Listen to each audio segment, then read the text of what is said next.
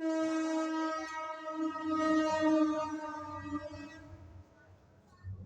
over side, sister. Okay, sister.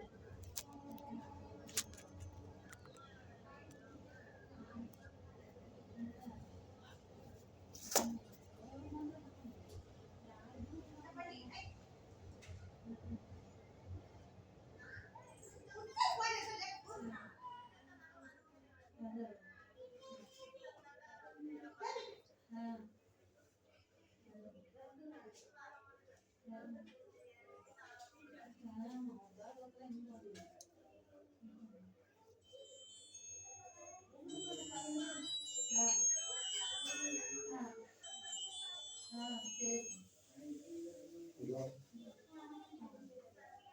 Hello சொல்லுண்ணா.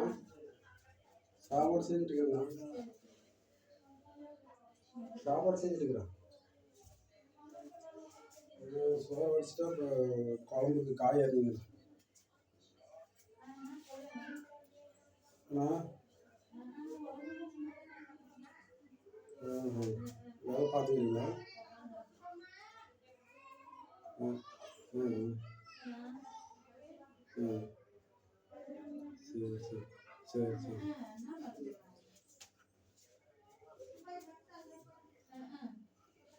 காசு எதுனா இருக்குமாண்ணா?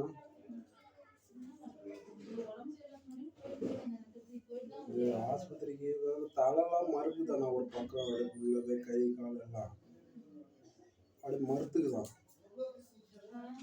அதுதான் சரி ஹாஸ்பிட்டலுக்கு போகலாமான்னு சொல்லி காசு ம்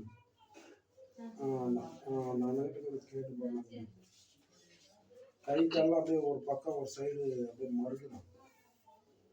சரி ஆஸ்பத்திரிக்கு போய் ஊசி கீசி போட்டு ஆரம்பிக்கலாமா சிஸ்டர்? கேட்டு பாரு.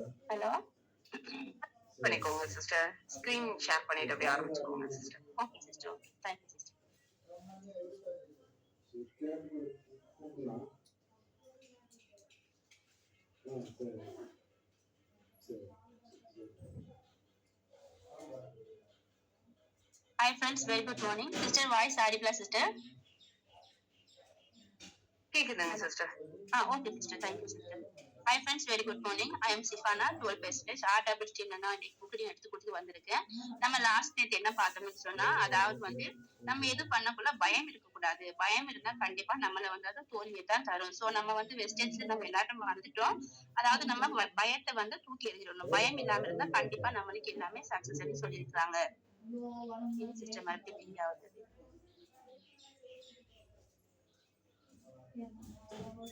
தண்ணி எடுத்துனா கொள்வதற்காக பாதுகாக்கப்பட்ட கட்டங்கள் துவங்கினது. உணவு மற்றும் நீரை சேமித்து வைக்க துவங்கினார் என்று லீனஸ் நினைவு கூறுகிறார்.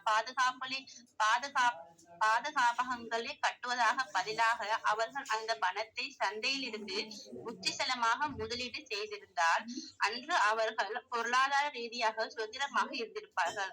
அதாவது என்ன சொல்றாங்கன்னு சொன்னா, அன்று அவங்க அந்த நீரையும் பண்ணி உணவு நீர் எப்படி சேமிக்கிறாங்களோ அதே மாதிரி இந்த மணியை வந்து சேவ் பண்ணிருந்தாங்கன்னா கண்டிப்பா அவங்க வந்து இன்னைக்கு இந்த நிலைமையில இருந்திருக்க மாட்டாங்க அப்படின்னு சொல்றாங்க.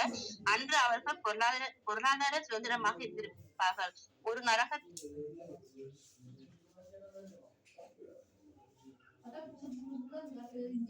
ஸ்கிரீன் தெரியலங்க. ஸ்கிரீன் ஆஃப் ஆகுது சிஸ்டர் அடிக்கடி.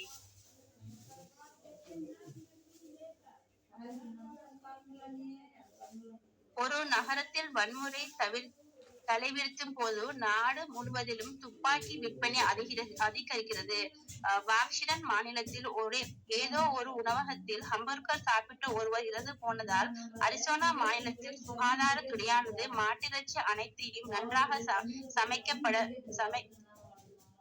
சமைக்கப்பட வேண்டும். ஏன் சிஸ்டர் ஸ்கிரீன் அது தெரிய மாட்டேங்குது?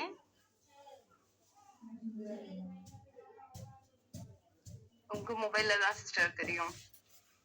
அடிக்கடி ஸ்கிரீன் ஆஃப் ஆகுது சிஸ்டர். ஓபன் பண்ணுங்க சிஸ்டர். அதாவது இங்க என்ன சொல்றாங்கன்னு சொன்னா, ஹம்பர்கர் சாப்பிடுற முறை வாக்ஷிடம் நகரத்துல வந்து ஒருவர் வந்து ஹம்பர்கர் சாப்பிட்டு இறந்து போனதால அந்த மாட்டு இறைச்சியை வந்து தவிர்க்க வந்து சொல்லியிருக்கிறாங்க. ஒருவருக்கு ஒரு ஒரு தொலைக்காட்சியில் விளம்பரத்தின் போது சளி தொந்தரவோடு கூடவே சளிக்கான மருந்துகளை விற்பனை அளிக்கிறார். இப்ப ஒருவருக்கு வந்து சளி வந்தா அதுக்கு வந்து அந்த மருந்துகளை வந்து எப்படி நம்ம அதிகரிக்கலாம், எப்படி விற்பனை செய்யலாம் அப்படின்னு சொல்லி காட்டுறாங்க. பெரும்பாலான மக்கள் ஏழைகளாக இருப்பதற்கு காரணம் முதலீடு என்று வரும்போது அது ஆபத்தானது என்று கூறிக்கொண்டிருக்கின்றார். மக்களால் இவ்வுலகம் நிரம்பி வருவதனால் தான். அதாவது இப்ப இங்க என்ன சொல்றாங்கன்னு சொன்னா பெரும்பாலான சிஸ்டர் நீங்க வந்து ஷேர் பண்றீங்களா சிஸ்டர்? எனக்கு ஏதோ நிக்க மாட்டேங்குது சிஸ்டர். சிஸ்டர் ஒரு நிமிஷம் சிஸ்டர். ஷேர் பண்ணலாம் படிக்கிறேன் சிஸ்டர். எனக்கு ஏதோ ஸ்கிரீன் நிக்கல சிஸ்டர். ஒரு நிமிஷம் சிஸ்டர். எல்லாருமே பாத்துக்கோங்க. நீங்க புக் ரீட் பண்றீங்க அப்படின்னா உங்க அப்ளைன் அனுப்புற பிடிஎஃப் ஓபன் பண்ணி பண்ணாதீங்க. என்னுடைய ஸ்கிரீனை பாருங்க. இந்த WPS ஆஃபீஸ்னு இருக்கு இல்லைங்களா, இந்த ஆப் அன்இன்ஸ்டால் பண்ணிக்கோங்க. இந்த ஆப் அன்இன்ஸ்டால் பண்ணிட்டீங்க அப்படின்னா அந்த பிடிஎஃப் வந்து இங்க சேவ் ஆயிடும். சோ இங்க நம்ம எடுத்து படிக்கிறச்ச உங்களுக்கு கம்ஃபர்டபுளா இருக்கும். யாரா இருந்தாலும் இனி புக் ரீட் பண்றவங்க பிடிஎஃப் அப்படியே ஓபன் பண்ணாம ஆப் டவுன்லோட் பண்ணி ஓபன் பண்ணுங்க. சிஸ்டர் பேஜ் நம்பர் எத்தனை சிஸ்டர் படிக்கிறீங்க?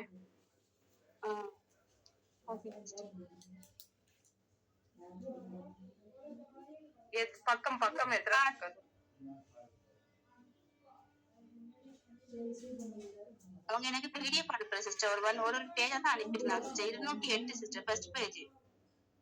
208 சிஸ்டர். ஆமாங்க சிஸ்டர்.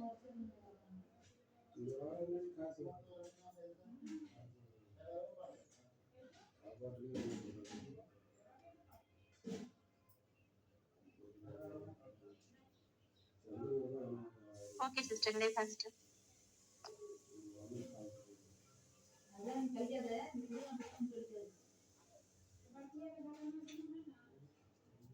ஆரம்பிக்கலாமா சிஸ்டர்?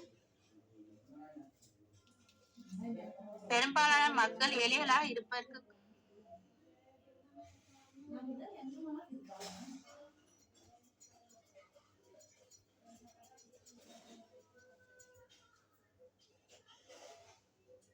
அரிசோனா, அதாவது என்ன சொல்றாங்கன்னு சொன்னா இங்க வந்து அதாவது இந்த உணவுல வாக்ஷின் நகரத்துல வந்து ஒருவர் வந்து ஹம்பர்கர் சாப்பிட்ட மூலமா இருந்திருக்கிறாங்க. அப்ப அங்க என்ன சொல்லியிருக்கிறாங்க, அந்த மாட்டு இறைச்சியை வந்து தவிர்க்க சொல்லியிருக்கிறாங்க.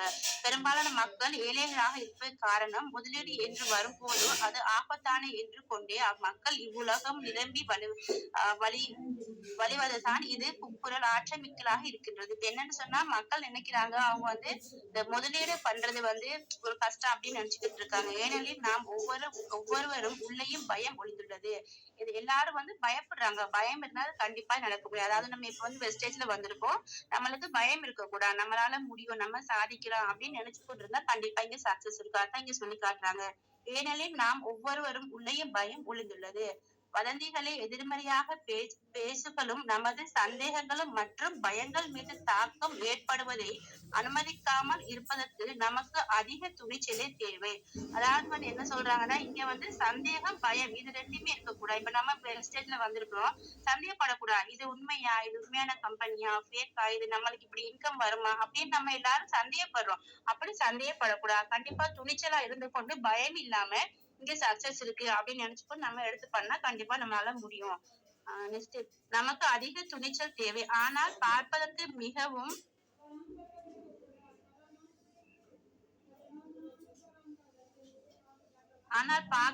மிகவும் மோசமான நேரம் போல் தோன்றுகின்றது. சமயத்தால் உண்மையில் பணம் சம்பாதிக்க சிறிது நேரம் என்பதை ஒரு திறமையான முதலீட்டார் அறிவுறுத்தார். நடவடிக்கை என்பதற்கு மற்றவர்கள் பயந்து கொண்டிருக்கும் போது அவர்கள் செயலில் இறங்குகின்றனர், வெகுமதியான பெறுகின்றனர். சிறிது காலத்துக்கு முன்பு ரீச்சர்ட் என்ற எனது நண்பர் என்னையும் ஹிம்மையும் பார்ப்பதற்காக பாஸ்டன் நகரத்தில் இருந்து விக்னிஷ் நகரத்தில் வந்து பங்குகளை மற்றும் வீடு மனைகளை நாங்கள் செய்திருந்த முதலீட்டுகளை கண்டு அவர் பெரிது பிரமித்தார். அந்த நேரத்தில் விக்னிஷ் நகரில் வீடு மனைகளை விலைகளை சரிந்திருந்தனர். அதாவது அவங்களோட ஃப்ரெண்ட வந்து அவங்க ஃப்ரெண்ட் ஒரு ஆள் வந்து ரிச்சர்ட் என்ற அவர் நண்பர் வந்து இவங்கள பார்க்க வந்திருக்காங்கன்னா, அப்ப இவங்க வந்து இந்த வீடு வந்து சேல் போற வீட வந்து அந்த சேல் போற வீட வந்து முதலீட்டா எடுத்து அந்த பிசினஸ் பண்ணிட்டு இருக்காங்க. அப்ப இவர் அவங்கள பார்க்க வந்திருக்கிறாங்க. அந்த நேரத்துல வந்து பண வரவிற்கு மூலதனமாக விலை மதிப்பு அதிகரிக்கமான வாய்ப்புகளை அவர்களுக்கு காட்டுவதில்லை. நாங்கள் 2 நாட்களை செலவிட்டோம். இன்னும் சிஸ்டர் அடுத்து நெக்ஸ்ட் பேஜ் சிஸ்டர்.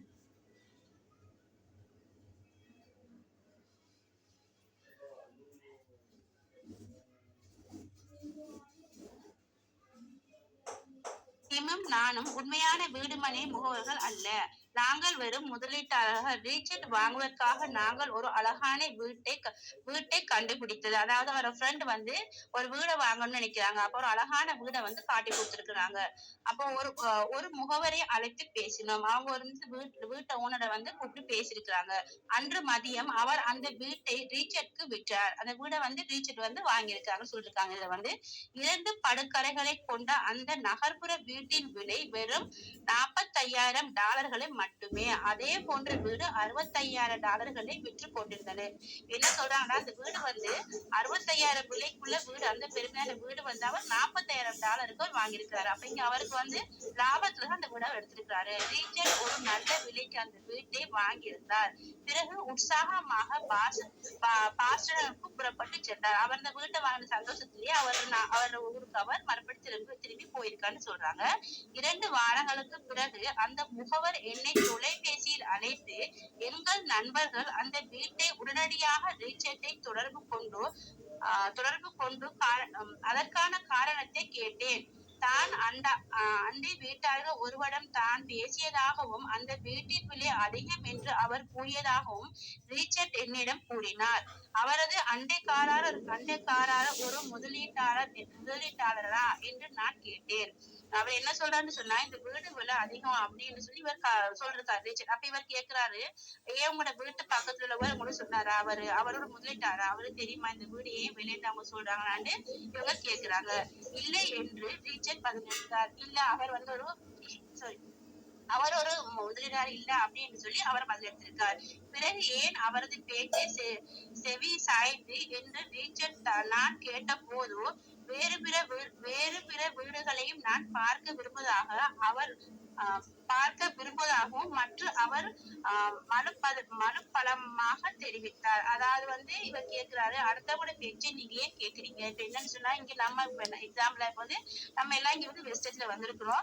அடுத்தவங்க சொல்லுவாங்க, இதெல்லாம் எதுக்கு நீ ஏன் பண்ற, இதுல உனக்கு எந்த லாபம் இல்லை, இதெல்லாம் விட்டுட்டு வேலையப்பா, உனக்கு இன்கம் வருதா அப்படிலாம் சொல்லுவாங்க. சோ நம்ம அதை என்ன பண்ணலாம், அதெல்லாம் செவி இருக்க கூட நம்ம ஒரு காதால கேட்டு மறுகால விட்டுட்டு நம்ம வந்து நோக்கம் என்ன, நம்மளுக்கு நல்ல இன்கம் கிடைக்கணும். சோ நம்ம வந்து நம்ம வேலையை அடுத்தடுத்த நெக்ஸ்ட் பார்த்து கொண்டே இருக்கணும் அப்படின்னு இதுல கத்துருக்கிறோம். நெக்ஸ்ட் பாருங்க, விக்னேஷின் விடுமனை சந்தை மீண்டும் சூடுபிடித்தது. ஒரு சில வருடங்களுக்கு பிறகு ரீச்சர்ட் தவறவிட்ட வீட்டிற்கு மாதம் $1,000 வாடகை கிடைத்தது.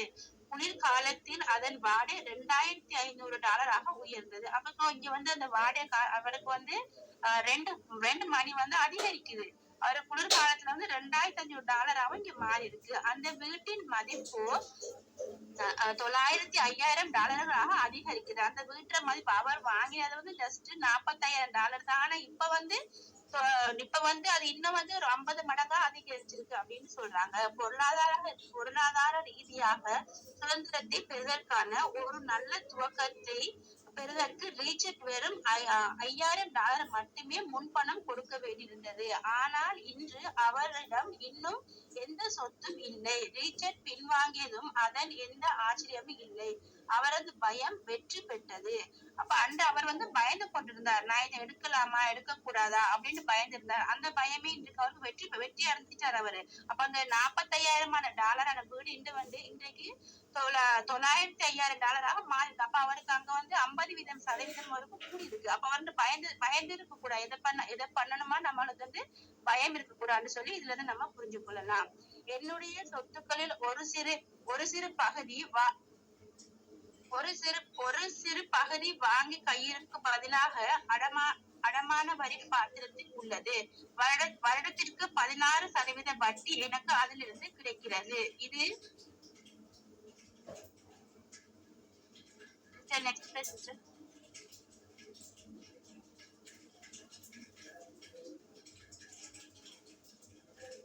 இது வங்கி இது வங்கிகளில் கொடுக்கும் வட்டியை விட அதிகம். இது பெரும்பாலான வங்கிகள் கொடுக்கும் அனுகூலங்களின் விட மிகச் சிறந்தது. இவற்றை பணமாக மாற்ற முடியாது, அவ்வளவுதான். எனவே நான் இவற்றை எனது வங்கியின் கையிருப்பு 2-7 வருடங்களாக நான் முதலீடு செய்திருப்பதாக நான் ஒருவரிடம் கூறும் போது அவர் முறையும் அது ஆபத்தானது என்று அவர் கூறுகிறார். இது ஆபத்தானது என்று அவர் கூறுகிறார். அவரது பணம் வங்கியில் கையிருப்புகளும் இருக்கும் போது நான் ஏன் இவ்வித முதலீடு செய்யக்கூடாது என்று அவர் கூறினார். இது போன்று தகவல்களில் அவர் எங்கிருந்து கிடைக்கும் நான் என்று அவர்களை கேட்கும் போது ஒரு நண்பரிடமிருந்து அல்லது ஏதோ ஒரு முதலீட்டு பத்திரிகைகளை கிடைக்காது அவர்கள் கூறுகின்றனர். அவர்கள் இது போன்ற முதலீட்டுகளை செய்வதில்லை. இப்ப என்ன சொல்றாங்கன்னு சொன்னா, வங்கியில வந்து நம்ம ஒரு வங்கியில வந்து எதையும் ஒரு பேப்பரை வச்சு நம்ம ஒரு அது வட்டிக்கு காசு எடுக்கும் போது நம்மளுக்கு கண்டிப்பா வங்கியில நம்மளுக்கு சதவீதம் கம்மியா தான் இருக்கும். அதே இது வெளியில வச்சு கொடுக்கும் போது நம்மளுக்கு அதிக வட்டி நம்மளுக்கு காசு எடுப்பாங்க அப்படின்னு சொல்றாங்க. எனவே இன்னொருவர் ஏன் அவ்வாறு செய்யக்கூடாது என்று அவரிடம் கூறிக்கொண்டிருக்கின்றனர். குறைந்தபட்சமாக நான் 16% வட்டியை எதிர்பார்க்கிறேன். இவர் வந்து 16% வட்டியைத்தான் இவர் எதிர்பார்க்கிறாரு இவர் வந்து. ஆனால் சந்தேகம் நிரம்பிய மனிதர்கள் அதற்கு குறைவான வட்டியை ஏற்றுக்கொள்வதாக தயாராக இருக்கின்றனர். சந்தேகம் விலையுயர்ந்தது ஒன்றாக நிறைய அதாவது வந்து இப்ப இவங்களுக்கு சந்தேகம் வந்துட்டு, ஏன் இப்படி நம்ம இதை கொடுக்கலாம், எதுக்கு பண்ணலாம் அப்படின்னு சந்தேகம் வந்துட்டு, சந்தேகம் என்றது வரக்கூடாது அப்படின்னு சொல்றாங்க. நான் கூற வரும் விஷயம் இதுதான். அவர் என்ன சொல்ல வரன்னா, சந்தேகம் என்ற ஒன்றே வரக்கூடாது. சந்தேகம் வந்துச்சுன்னா நம்ம பண்ற பிசினஸ் நம்மளுக்கு எப்பயுமே அது மோசம் தான். நம்ம அப்ப சந்தேகப்படாம நம்ம அடுத்தடுத்து நம்ம பண்ணிட்டு இருக்கணும் அப்படின்னு சொல்றாங்க. இந்த சந்தேகமும் நம்பிக்கையும் பெரும்பாலான மக்கள் ஏழைகளாக ஆக்கி வைக்கிறது. அப்ப என்ன சொல்ல வரான்னு சொன்னா, இந்த சந்தேகம் தான் இங்க எல்லாரையுமே நம்ம ஏழை ஆக்குது. ஒரு பிசினஸ் செய்ய போறோமா, நம்ம நம்பிக்கையா கான்பிடன்ட் பண்ணணும், சந்தேகப்படக்கூடாது. இது நம்ம சக்சஸ் ஆகுமா ஆக மாட்டோமா அப்படின்னு சந்தேகம் இங்க இருக்கக்கூடாது, பயமும் இங்க இருக்கக்கூடாது. அவர்களின் பாதுகாப்பான விளையாடும் படி சென்றுகின்றது. நீங்கள் பணக்காரராக ஆக வேண்டுமா என்பதே இவ்வுலக காத்திரு கொண்டுள்ளது. ஒருவரது சந்தேகங்களால் அவரை ஏழையாக இருக்க வைக்கின்றது. அதாவது இப்ப ஏழையா நம்ம இருக்கிற காரணம் என்னன்னு சொன்னா, நம்மளுக்கு சந்தேகம் இருக்கு, பயம் இருக்கு. அப்படி இருந்தா நம்ம கண்டிப்பா பணக்கார ஆக முடியாது. பயம் இல்லாம சந்தேகம் இல்லாம என்னால முடியும் அப்படின்னு சொல்லி நம்பிக்கையா நம்ம வந்தாதான் கண்டிப்பா சக்சஸ் ஆகலாம். நீங்க நல்லா தெளிவா சொல்றாங்க. முன் கூறியது போல் பொறியில் இருந்து தப்பிப்பதும்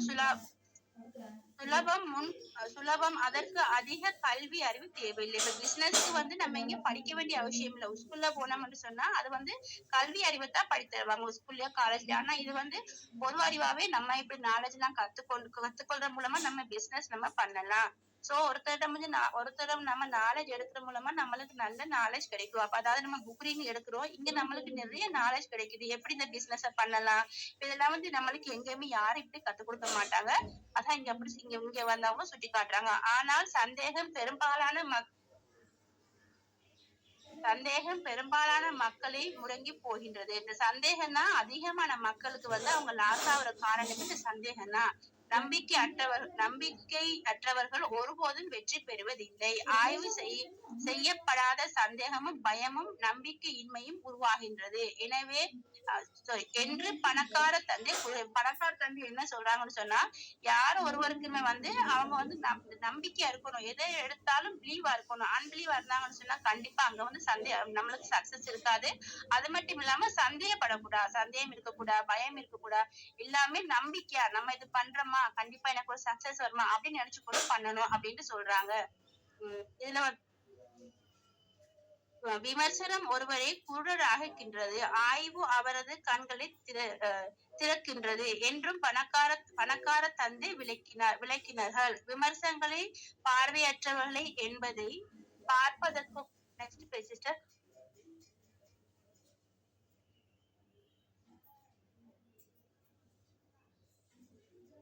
பார்ப்பதற்கும் மற்ற அனைவரும் தவறிவிட்ட வாய்ப்புகளை பார்ப்பதற்கும் ஆய்வுகளை வெற்றியாளர்களாக உதவுகிறது. இங்க என்ன சொல்ல வராங்கன்னு சொன்னா, இப்ப வந்து இந்த சந்தேகம் பயம் எதுவுமே இல்லாட்டி கண்டிப்பா நம்மளுக்கு எப்பயும் வெற்றிதான் அப்படின்னு சொல்ல வராங்க. மக்கள் தவறு விட்டுள்ளவற்றை கண்டுபிடிப்பதன் எந்த ஒரு வெற்றிகரமாக ரகசியமாகும். இங்க வந்து வெற்றிக்கு வந்து இந்த சக்சஸ் ஆஃப் சீக்ரெட் என்னன்னு சொன்னாலே இதுதான் உண்மையிலேயே.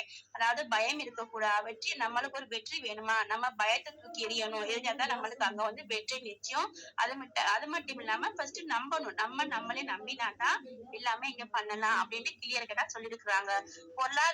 பொருளாதார சுதந்திரம் அல்லது வீடு தலைமையை விரும்புகின்ற எவரொருவரும் வீடுமனை ஒரு சக்தி வாய்ந்த முதலீட்டு கருவியாகும். அது ஒரு தனித்துவமான முதலீட்டு கருவி. ஆனாலும் நான் அவ்வாறு குறிப்பிடும் ஒவ்வொரு முறையும் குளியல் அறைகளை பழுது பார்ப்பது எனக்கு விருப்பமில்லை என்று பதில் என் காதுகளில் விடும். நம்பிக்கையற்றவர்களின் பேச்சு இது. ஆய்வுகளில் செய்யாமல் வெறுமான விமர்சிக்கும் ஒருவரின் பேச்சு இது. தங்களது பயங்களும் சந்தேகமும் தங்கள் கண்களை திறப்பதற்கு பதிலாக தங்கள் மனக்களை மூட அனுமதிக்கும் ஒருவரது பேச்சு இது என்று பணக்கார தந்தை கூறுகிறார். அதாவது வந்து அவங்க என்ன சொல்ல வராங்கன்னு சொன்னா, கண்ணை வந்து திறந்து பாருங்க. நீங்க எதுக்கு பயப்படுறீங்க? நம்பிக்கை இல்லாம என்னால முடியாதுன்னு எப்பயுமே சொல்லக்கூடாது. நம்மளும் தான் இப்ப வந்து பெஸ்டேஜ்ல வந்திருக்கோம். நம்மளால முடியாதுன்னு சொல்லவே கூடாது. கண்டிப்பா நம்ம என்ன பண்ணலாம், ட்ரைனிங் வந்தா நம்ம எல்லாமே கத்துக்கொள்ளலாம். அப்ப நம்மளுக்கு நல்ல நாலேஜ் கிடைக்கும். நம்ம எதுக்கு முடியாது, என்னால முடியாது நான் பண்ண மாட்டேன் சிஸ்டர் அப்படின்னு சொல்லி நம்ம வெளியில போக கூடாது.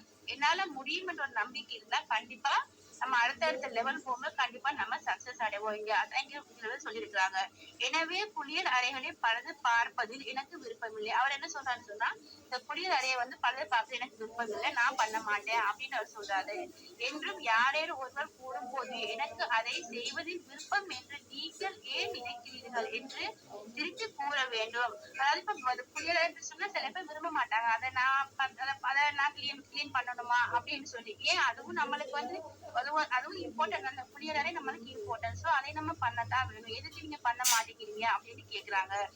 உண்மையிலேயே விருப்பம் பொருளை விட குளியலறை மிகவும் முக்கியமானது என்று அவர்கள் கூறுகின்றனர். குளியல் அறைகளில் தப்பி வெளியேறுவதை பற்றி நான் பேசுகிறேன். அவர்கள் குளியல் அறைகளின் மீது கவனம் செலுத்துகின்றனர். இந்த வகையான சிந்தனைகளே பெரும்பாலான மக்களை ஏழையாக வைக்கிறது. அதாவது இங்க வந்து எதுக்குமே நம்ம என்னால முடியாதுன்னு சொல்ல போக நம்ம எப்பயும் நம்ம டவுன் ஆயிடுவோம். என்னால முடியும்னு சொன்னா கண்டிப்பா நம்ம எப்பயுமே ரிச் ஆகிறதுக்கு நம்மளுக்கு வந்து வழிகள் கிடைக்கும். அந்த ஏழையரா இருக்கிறது காரணம் என்னன்னு சொன்னா, என்னால முடியாதுன்னு சொல்றான் பாரு ஏழைகள், அதுக்குதான் அவங்க அப்படியே ஏழையா இருக்கிறாங்கன்னு சொல்லி இங்க நல்லாவே சொல்லி காட்டுறாங்க. ஆய்வு செய்வதற்கு பதிலாக அவர்கள் விமர்சிக்கின்றனர். எனக்கு இதை செய்ய விருப்பம் இல்லை, எனக்கு அதை செய்ய விருப்பம் இல்லை போன்றவற்றை உங்கள் வெற்றிக்கான திறவுகோல் உள்ளன என்று பணக்கார தந்தை கூறுகிறனர். குளியல் அறையை பழுது பார்ப்பது எனக்கு விருப்பமில்லை, ஆனால் அந்த வேலையை செய்வதற்கு வீடுகளில் நிர்வாகக்கூடிய ஒரு மேலாளரை நான் அரும்பாடுபட்டு கண்டுபிடிக்கின்றேன். ஒரு சிறந்த வீட்டு நிர்வாக மேலாளரை கண்டுபிடிப்பதுதான் மூலம் எனது வருமானம் அதிகரிக்கிறது. ஆனால் அதை மிக முக்கியமானதாக ஒரு சிறந்த வீட்டு நிர்வாக மேலாளரை கொண்டிருப்பது இன்னும் அதிகமான வீடு மனைகளை வாங்குவதற்கு என்னை அனுமதிக்கிறது. அதாவது என்ன சொல்றாங்கன்னு சொன்னா, இந்த குளியலறை பார்ப்பதற்கு வந்து நான் வேற ஒருவரா பேசிக்கொள்ள கூட்டிட்டு வரேன். ஏன்னா இந்த வீட்டு பிசினஸ் மூலமா எனக்கு ரொம்ப நல்லா பெனிஃபிட் லாபம் கிடைக்குது. இதெல்லாம் கண்டிப்பா நான் பார்ப்பேன் அப்படின்னு சொல்லி அவங்க சொல்றாங்க. ஏனெனில் வீட்டில் உள்ள பழுதுகளை சரிபார்க்கும் பணியை நான் செய்ய வேண்டியதில்லை. வீடு மனைகளில் முதலீட்டு வெற்றிகரமாக விளங்குவதில் ஒரு நிர்வாக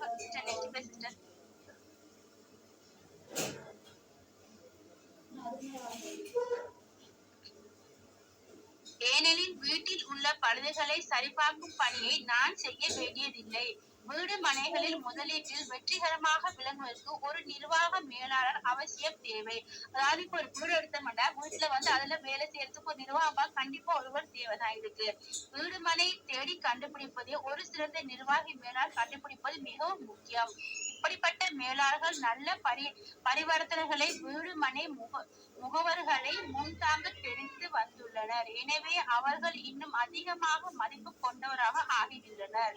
எனக்கு இதை செய்ய விருப்பமில்லை என்று அதை செய்ய விருப்பமில்லை போன்றவற்றிலிருந்து உங்களது வெற்றிக்கான திறவுகோல் உள்ளது. அதாவது இங்க என்ன சொல்றாங்கன்னு சொன்னா, எதையும் நம்ம எனக்கு இது முடியாது, நான் செய்ய மாட்டேன், எனக்கு விருப்பம் இல்லை, அந்த வார்த்தையை நம்ம யூஸ் பண்ண கூடாது. அதை யூஸ் பண்ணாலே நம்மளுக்கு எப்பயுமே தோல்விதான். என்னால முடியும், நான் பண்ணுவேன், நான் முன் வருவேன் அப்படின்னு எப்பயும் நம்ம பாசிட்டிவா தான் பேசணும். நெகட்டிவா பேசினோம்னா அது எப்பயுமே நம்மளுக்கு நெகட்டிவா ஆயிடும். சோ எல்லாத்தையும் பாசிட்டிவா திங்க் பண்ணும்போது நம்மளுக்கு எல்லாமே சக்சஸ் ஆகும் அப்படின்னு இங்க சொல்லியிருக்கிறாங்க. அதிகமாக வீடு மனைகளை வாங்கும் போதோ எப்படி என்பதை பொருளிலிருந்து விரைவாக தப்புவது எப்படி என்பதையும் நான் கண்டுபிடித்தேன். குளியல் அறையில் பழுது பார்ப்பதில் எனக்கு விருப்பமில்லை என்று தொடர்ந்து கூறும் மக்கள் இந்த சக்திமிக்க முதலீட்டு கருவியை தங்களுக்கு சாதகமாக பயன்படுத்த தவறி விடுகின்றனர். அவர்கள் சுதந்திரத்தை விட குளியல் அறையை அவர்கள் முக்கியமாக படுத்துகின்றனர். அதாவது குளியலை என்று சொன்னா ஏன் அதற்கு பின் வாங்குறாங்க? அது நம்மளுக்கு கண்டிப்பா தேவைதானே. அப்ப நம்மளுக்கு குளியல் இல்லாமலுக்கு நம்ம எப்படி நம்ம கிளீனா இருக்கலாம்? அதுக்கே இவங்க பின் வாங்குறாங்க அப்படின்னு அவர் சொல்றாரு. நான் பணத்தை இழக்க விருப்பமில்லை என்று பங்கு சந்தை நான் மட்டும் பணத்தை இழக்க விரும்புவதாக அவர்களிடம் கூறினேன். அவர் பணத்தை சம்பாதிக்காமல் இருப்பதற்கு காரணம் பணத்தை இழக்காமல் இருப்பதை அவர்கள் தேர்ந்தெடுப்பதுதான். ஆய்வு செய்வதற்கு பதிலாக பங்கு சந்தை எனும் மற்றொரு சக்தி வாய்ந்த முதலீட்டு கருவியை அவர்கள் பயன்படுத்த தவறுகின்றனர். எங்கள் வீட்டு பக்கத்தில் பெட்ரோல் நிலையத்தின் வழியாக ஒரு நாள் நானும் என் நண்பனும் சென்று கொண்டிருந்தோம். அவர் அந்த பெட்ரோல் நிலையத்தில் இருந்து விலை பட்டியலை பார்த்த போது பெட்ரோல் விலை எண்ணெய் விலையும் அதிகமாக போவதாக அவர் கவலைப்பட்டார். அதாவது அவங்க ரெண்டு பேரும் போய்கொண்டிருக்க போல பாக்குறாங்க, பெட்ரோல் நிலையத்துல இது பெட்ரோல் டீசல் விலையெல்லாம் அதிகமா இருக்கு. அதை பத்தி அவங்க பார்த்து கொண்டு கவலைப்படுறாங்க.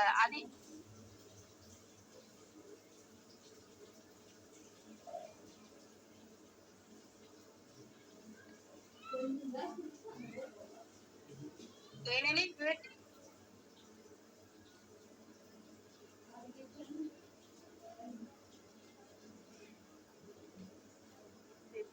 sister, next place, sister.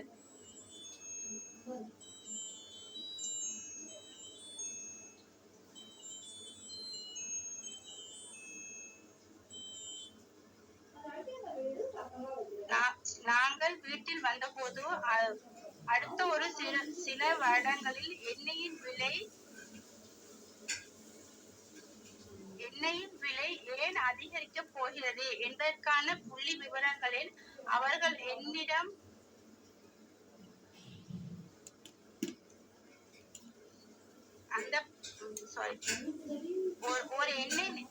ஒரு எண்ணெய் நிறுவனத்தில் குறிப்பிடப்பட்ட எண்ணிக்கையின் பங்குகள் நான் வாங்கியிருப்ப போதிலும் அந்த புள்ளி விவரங்கள் நான் அதற்கு முன்பு ஒருபோதும் கேட்டிருக்கவில்லை. அந்த விவரங்களை கேட்டவுடன் ஒரு புதிய கண்டுபிடிப்பதாக ஓர் எண்ணெய் நிறுவனத்தை நான் நிறுத்தி கண்டு உற்சாகம் அடைந்தேன். தானாக 65 சென்டுகளுடன் நான் அந்த நிறுவனத்தில் 1500 பங்குகளை வாங்கினேன். 3 மாதங்களுக்கு பிறகு அதே நண்பர் அதே பெட்ரோல் நிலையத்தில் வழியாக நான் காரில் சென்றிருந்து கொண்டிருந்தேன். அவர் கணித்தபடி எண்ணெயின் விலை 15 வீதம் அதிகரித்திருந்தது. மீண்டும் அவர் கவலைப்பட்டார், குறை கூறினார். ஆனால் நான் புன்னகைத்தேன். ஏனெனில் ஒரு மாதத்தின் முன் அந்த சிறிய எண்ணெய் நிறுவனம் எண்ணெயை கண்டுபிடிக்கிறது. அந்த நிறுவனத்தின் பங்குகளின் விலை $3 மேல் அதிகரித்துள்ளது. நமக்கு என்ன சொல்றாங்கன்னா எண்ணெயோட விலை அதிகரிச்சு கொண்டுதான் இருக்கு. இப்ப இருக்கிற காலகட்டத்துல எல்லாமே விலை அதிகரிச்சு கொண்டுதான் இருக்கு. எதுவுமே விலை கம்மி இல்லைன்னு சொல்லிதான் இங்க சொல்லி காட்டுறாங்க. அந்த நிறுவனத்தின் பங்கின் விலை $3 மேல் அதிகரித்தது. என் நண்பர் கூறுவது உண்மையால் பெட்ரோல் விலை தொடர்ந்து அதிகரித்து கொண்டே இருக்கும். என்னன்னு அவங்க நண்பர் சொல்றாங்க, பெட்ரோல் விலை எப்பயுமே அதிகரிச்சு கொண்டுதான் இருக்கும் அப்படின்னு சொல்றாங்க. பங்கு சந்தையில் ஒரு நிறுத்தம் என்று கூறப்படும் எவ்வாறு வேலை செய்கிறது என்பதை பெரும்பாலான மக்கள் புரிந்து கொண்டால் அதிக எண்ணெய்களில் மக்கள் தோற்காமல் இருப்பதற்கு முதலீடு செய்வதற்கு பதிலாக வெற்றி பெறுவதற்கு முதலீடு செய்வார். கண்டிப்பா ஒரு முதலீடு செஞ்சா கண்டிப்பா நம்மளுக்கு அங்க ஒரு சக்சஸ் இருக்கு. ஒரு முதலீடு வச்சு நம்ம எதுவும் பண்றோமா கண்டிப்பா நம்மளுக்கு உண்மையிலே சக்சஸ் இருக்கு அப்படின்னு சொல்றாங்க. ஒரு நிறுத்தம் என்பது கணிக்கு கொடுப்பதற்கும் ஒரு கட்டளைதான். பங்குகளின் விலை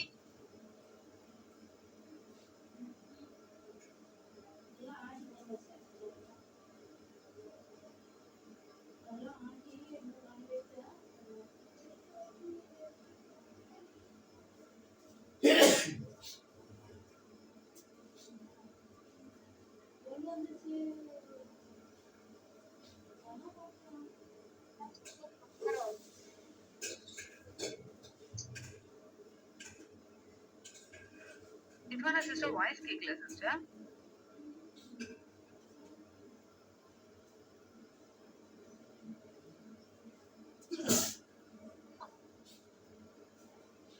சிஸ்டர் ஹலோ இப்ப கேக்குது சிஸ்டர்.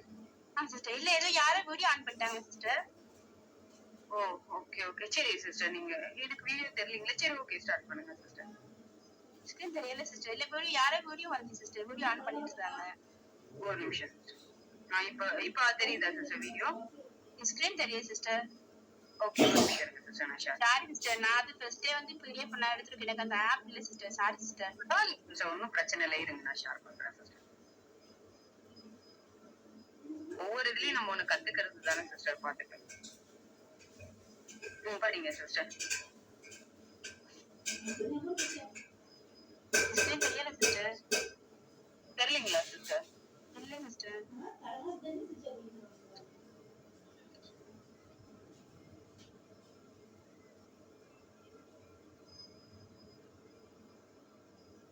இப்ப தெரியுதா சிஸ்டர்?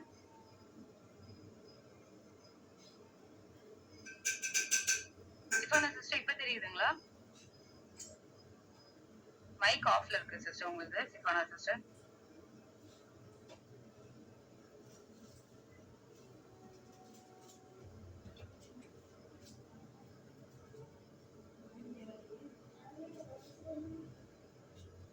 சிஸ்டர் ஹலோ இப்ப ஸ்கிரீன் தெரியுதுங்களா சிஸ்டர்? இப்ப கிளியர் சிஸ்டர். தெரியுது சிஸ்டர். இந்த ஒரு பேஜ் படிங்க. நாங்கள் வீட்டிற்கு வந்தபோது அது ஒரு சில வருடங்களாக எண்ணெய் விலை ஏன் அதிகரித்து போகுது என்பதை புள்ளி விவரங்களை அவர் என்னிடம் எடுத்துரைத்தார்.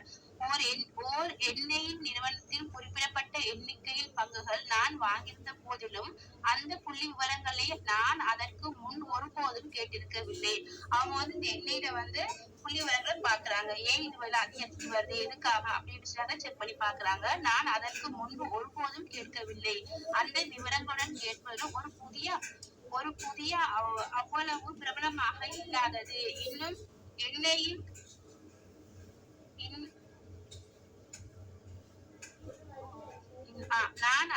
நான் அதற்கு முன் ஒருபோதும் கேட்டிருக்கவில்லை. அந்த விவரங்களுடன் கேட்டவுடன் ஒரு புதிய அவ்வளவு பிரபலமாக இல்லாதது என்னும் எண்ணெயை கண்டுபிடிக்காத ஓர் எண்ணெய் நிறுவனத்தில் நான் உடனடியாக தேடத் துவங்கினேன்.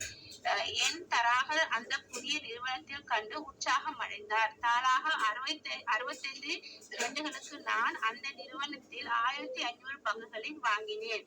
3 மாதம் பிறகு அதே நண்பர் அதே பெட்ரோல் நிலையம் வழியாக நான் காரில் சென்று கொண்டிருந்தேன். அவர் கணித்தபடியே எண்ணெயின் விலை 15% அதிகரித்தது. மீண்டும் அவர் கவலைப்பட்டார், குறை கூறினார். ஆனால் நான் புன்னகித்தேன். இவர் என்ன சொல்றாருன்னு சொன்னா, இந்த பெட்ரோல் விலை வந்து அதிகரிக்கிறது அவங்க சொல்லும் போது இவருக்கு தெரியும். இவருக்கு வந்து இது வந்து ஃபர்ஸ்ட் அண்டர்ஸ்டாண்ட் மூலமா இவர் வந்து புன்னகித்திருக்காரு. இவருக்கு தெரியும் இந்த பெட்ரோல் விலை வந்து அதிகமா கூடியிருக்கு அப்படின்னு இவருக்கு தெரிஞ்சிருக்காரு. அவர் சிரிக்கிறான்னு சொல்றாங்க. அந்த நிறுவனத்தின் பங்கின் விலை $3 மேல் அதிகரித்திருந்தது. என் நண்பர் கூறுவது உண்மையானால் பெட்ரோலின் விலை தொடர்ந்து அதிகரித்துக் கொண்டே இருக்கும். பங்கு சந்தையில் ஒரு நிறுத்தம் என்று கூறப்படும் எவ்வாறு வேலை செய்கிறது என்பதை பெரும்பாலான மக்கள் புரிந்து கொண்டாலே அதிக எண்ணிக்கையான மக்கள் தோற்காமலே இருப்பதற்கு முதலீடு செய்வதற்கு பதிலாக வெற்றி பெறுவதற்கு முதலீடு செய்வார். அதாவது வந்து முதலீடு வந்து பெரும்பாலும் மக்கள் வந்து புரிஞ்சிருக்கணும். ஒரு முதலீடு செஞ்சா நம்மளுக்கு இங்க லாபம் இருக்கு. அப்ப அத புரிஞ்சு கொண்டாங்கன்னு சொன்னா கண்டிப்பா அவங்க வந்து இத வந்து மேற்கொண்டு டெவலப் பண்ணிட்டு இருப்பாங்க. புரியலையா அத பண்ண மாட்டாங்க. சோ நம்ம வந்து ஒரு வீடு வாங்க போறோம். அந்த வீடு வந்து கண்டிப்பா வந்து விலை கம்மியா தான் நாங்க எடுக்கிறோம். அப்ப அத எடுத்துட்டு அதே மாதிரி வேறொருக்கு நம்ம சேல் பண்றோம். விற்கும் போது நம்மளுக்கு அதுல நிறைய லாபம் இருக்கு. அப்ப அதே மாதிரிதான் இந்த முதலீடை நம்ம புரிஞ்சு கொண்டோம்னா கண்டிப்பா நம்ம அதை பிசினஸ் எடுத்து பண்ணலாம் அப்படின்னு சொல்றாங்க. ஒரு நிறுத்தம் என்பது கணனிக்கு கொடுக்கப்படும் ஒரு கட்டளை தான். பங்குகளின் விலை சரியாக துவங்கும் போது உங்களது இழப்புகள் குறைப்பாகவும் உங்கள் லாபங்களையும் அதிகரிப்பதும் உங்கள் பங்குகளை தானாகவே விற்பதற்காக ஒரு கட்டணம் அது. தோற்றத்திற்கு புரிந்து பயப்படுபவர்களுக்கான ஒரு சிறந்த கருவி இது. எனவே தங்களுடைய விருப்பமானதை விடுத்து தங்கள் விருப்பமில்லாதை மீது மக்கள் கவனம் செலுத்துவதை நான் பார்க்கும் ஒவ்வொரு முறையும் அவரது தலைக்கும் பயமும். அதாவது என்ன சொல்றாங்கன்னு சொன்னா ஒவ்வொருவர் வந்து பயப்படுறாங்க. பயப்படாம இருந்தா என்னால முடியும் என முன் வந்தா கண்டிப்பா எல்லாமே நம்மளுக்கு நடக்கும் வந்து இங்க கிளியராவே சொல்லி காட்டுறாங்க.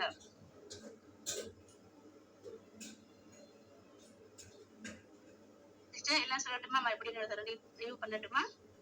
சொல்லுங்க சிஸ்டர். இன்னைக்கு வந்து முகடியில என்ன சொல்லிருக்காருன்னு பாருங்க. அவர் வந்து அந்த வீடை வந்து எடுத்திருக்காரு. அவர் வந்து $45,000 தான் இந்த வீடு எடுத்திருக்காரு. எடுத்தது மூலமா அவருக்கு வந்து $905,000 மதிப்பு வந்து அந்த வீடு கிடைச்சிருக்கு. அப்ப அவருக்கு இங்க வந்து 50% இந்த வீட்டுல வந்து எடுத்திருக்காரு. இதுல இருந்து என்ன சொல்றாங்கன்னு சொன்னா இப்ப நம்ம தான் வந்து பிரஸ்டேஜுக்குள்ள வந்திருக்கிறோம். வந்ததுக்கு அப்புறம் நம்ம வந்தோடனே நம்ம இன்கம் எதிர்பார்க்க கூட கண்டிப்பா நம்மளுக்கு ஒரு 5 months நம்ம இங்க தக்க வைக்கணும். நம்மளே நம்ம சாக்ரிஃபை பண்ணணும். பண்ணும் போதும் கண்டிப்பா நம்மளுக்கு சக்சஸ் இருக்கு. வந்துட்டீங்க நீங்க வந்தா ஏன் மத்தவங்களோட கதையை லேர்ன் பண்ண போறீங்க சொல்லிருக்கிறாங்க. இவர் வந்து அயல் வீட்டு ஆடுற கதையை வந்து லேர்ன் பண்றாரு. இவர் அதே மாதிரி நம்மளும் தான் வெஸ்டர்ன்ல வந்திருக்கோம். வந்ததுக்கு அப்புறமா பக்கத்து வீட்டுல உங்க ஃப்ரெண்ட்ஸ் எல்லாரும் சொல்லுவாங்க நீ எதுக்கு இதெல்லாம் ஜாயின் பண்ணிருக்கிற அதுல எங்குமே வராது அப்படின்னு நிறைய பேர் நிறைய கதை நம்மளும் சொல்லுவாங்க. சொன்னாலும் நம்ம என்ன பண்ணணும் அதெல்லாம் லேர்ன் பண்ணவே கூடாது. நம்ம இங்க வந்த மெயின் ரீசனே நம்மளுக்கு ஒரு இன்கம் தேவை. அப்ப நம்ம என்ன பண்ணலாம்? கண்டிப்பா நம்ம பொறுமையா இருக்கணும். நம்ம சந்தேகப்படக்கூடாது. இன்கம் கிடைக்குமா கிடைக்காதா? இப்ப நம்ம தேவி சிஸ்டர் எடுத்துக்கிட்டு அவங்க இப்ப உண்மை நம்ம எல்லாருமே பார்த்திருப்போம். 90,000 இன்கம் எடுக்கிறாங்க. அப்ப இதை நம்ம உண்மையா பார்த்திருக்கோம். அப்ப நம்ம இது வந்து சந்தேகப்படக்கூடாது. சிஸ்டர் எடுத்துட்டாங்களா அப்படியா இல்ல இங்க வந்து சந்தேகமே இல்ல. உண்மையிலே அவங்க இன்கம் எடுத்திருக்காங்க. எல்லா ப்ரூஃப் காட்டுறாங்க நம்மளுக்கு. நெக்ஸ்ட் வந்து இப்ப 2-3 நாள் முதல் தோடக்குடி வாங்கி நம்மளுக்கு அதே காட்டியிருக்காங்க. அப்ப இது எல்லாமே உண்மை. அப்ப உண்மையா நம்ம பாக்குறோமா? சந்தேகப்படக்கூடாது. இப்ப நம்ம வந்து பிசினஸ்ல வந்து சந்தேகம் நம்ம இருக்கக்கூடாது. நெக்ஸ்ட் பயம் இருக்கக்கூடாது. பயப்படக்கூடாது. அடுத்தடுத்த லெவல் கண்டிப்பா நம்ம மூவ் பண்ணுவோம். சோ எல்லாத்துக்கும் நம்மளுக்கு நம்பிக்கை வேணும். நம்ம நம்பினா எப்பயுமே சக்சஸ் தான். பயம் இருக்கக்கூடாது. இந்த புக் ரீடிங்ல வந்து இன்னைக்கு போன செக்ஷன் தான். பயப்படாம கண்டிப்பா நம்ம எதையுமே சாதிக்கலாம் நினைச்சா கண்டிப்பா சக்சஸ் இருக்கும். இந்த புக் ரீடிங் எடுத்து கொடுத்த சிஸ்டருக்கு thank you so much sister. Thank you sister. ரொம்ப வந்து கிளியரா படிச்சிருந்தீங்க. தமிழ் வந்து கிளியரா வரல அப்படின்னாலுமே நான் படிப்பேன்டா அப்படின்னு அவ்வளவு அழகா படிச்சிருந்தீங்க. ஃப்ரெண்ட்ஸ் பாருங்க. இப்போ சிஸ்டர் படிச்ச போது நிறைய பேர் வந்து அதை நல்லா கவனிச்சிருப்பீங்க. சிஸ்டர் வந்து ஸ்ரீலங்கா பர்சன். சோ நிறைய பர்சன் வந்து நம்ம சொல்றது என்னன்னா சிஸ்டர் நான் ஆந்திராவில இருக்கேன், இல்ல வேற ஏதாவது ஒரு மும்பைல இருக்கேன், பெங்களூர்ல இருக்கேன், என்னால பிசினஸ் பண்ண முடியுமான்னு நிறைய பேர் கேட்டுட்டு இருக்கீங்க. பாருங்க இப்ப இவங்க வந்து அதர் லாங்குவேஜா இருந்தாலுமே அதர் கண்ட்ரில இருந்து இப்ப இந்தியாவுல இருக்காங்க. சோ இருந்தாலும் நான் இந்த பிசினஸ் பண்ணுவேன், லாங்குவேஜ் எல்லாம் ஒரு மேட்டரே இல்லடா அப்படின்ட்டு எவ்வளவு அழகா படிக்கிறாங்க பாத்தீங்களா? சோ இதுதான் சக்சஸ்க்கான ஒரு இதுவே இப்ப நம்மளே எத்தனை பேர் நமக்கு தமிழ் தெரியுது, ஆனா இந்த புக் ரீடிங் செஷனுக்கு முன் வந்து படிக்க மாட்டேங்கிறீங்க. இப்ப இந்த புத்தகத்துல கூட சொன்னாங்க பாருங்க, பயம்ங்கிறது ஒண்ணு இல்ல, இருக்கவே கூடாது, பயம் இல்லாம இருந்தாதான் நம்ம சாதிக்க முடியும்னு சொன்னாங்க இல்லைங்களா? அதுதான் தமிழ் தெரிஞ்ச நிறைய பேர் படிக்க கூட வர மாட்டேங்கிறீங்க. ரீசன் சொல்றீங்க, எனக்கு அந்த வேலை இருக்கு இந்த வேலை இருக்குன்னு சொல்லிட்டு. சோ புரிஞ்சுக்கோங்க. இப்ப புக் ரீடிங் செஷன் வந்து அழகா சிஸ்டர் படிச்சு காமிச்சாங்க, அதுக்கான எக்ஸ்பிளனேஷனும் கொடுத்தாங்க. இங்க நம்ம எந்த ஒரு விஷயத்துக்கும் பயம் அப்படிங்கிறது நமக்கு இருக்கவே கூடாது, பதட்டம் இருக்கக்கூடாது. யார் பக்கத்துல இருக்கவங்க அவங்க இத சொல்லுவாங்க, இவங்க இத சொல்லுவாங்க, எந்த ஒரு மைண்ட் தாட்டும் உங்களுக்குள்ள இருக்கவே கூடாது. யாரு என்ன சொன்னாலும் நான் இந்த பிசினஸ் பண்றேன் அப்படிங்கிற செல்ஃப் கான்பிடென்ட் உங்களுக்கு இருந்தாலே போதும்பா. ஓகேங்களா? இப்ப எப்படி சிஸ்டர் அழகா படிச்சாங்களோ அதே மாதிரி நம்மளால இங்க படிக்க முடியும். இன்னைக்கு நமக்கு புக் ரீடிங் எடுத்து கொடுத்த சிவானா சிஸ்டருக்கு ரொம்ப தேங்க்ஸ் பண்ணிக்கலாம். Thank you so much. Visuals meet பண்ணிக்கலாம். தேங்க்யூ.